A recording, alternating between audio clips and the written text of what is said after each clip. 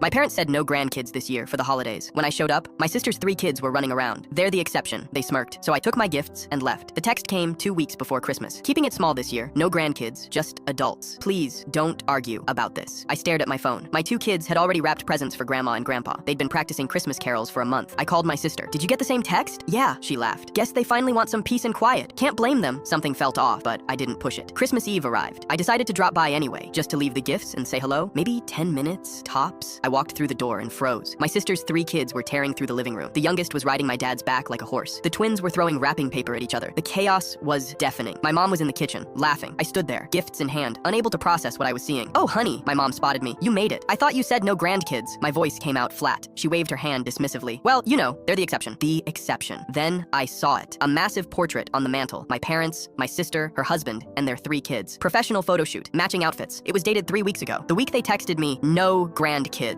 My sister wouldn't look at me. I looked at my sister, who was pouring herself wine, completely unbothered. What makes them the exception? I asked. My mom hesitated. My sister jumped in. I told them you were too busy with work this year, that you'd appreciate a break from hosting duties. I never said that. She'd spoken for me, lied for me. My mom smiled, that same warm smile she always used when she didn't want conflict. And you know how much your father loves having them around. My dad walked in at that exact moment, my nephew still on his shoulders. Best Christmas ever, he announced. I noticed the envelope on the counter, my sister's name on it. I glimpsed inside, a check, $15,000. For the new house, my mom had written on the memo line. My sister saw me looking and quickly covered it with her purse. I set the gifts down on the counter, slowly, carefully. So my kids aren't good enough? The room went quiet. Even the children stopped running. My sister finally looked at me. Don't be dramatic. It's not like that. Then what is it like? I asked. Because from where I'm standing, you told me to keep my kids home, while yours get to play here all day. My mom's smile faltered. We just thought, well, your kids are a bit more energetic. And with your work schedule, we figured,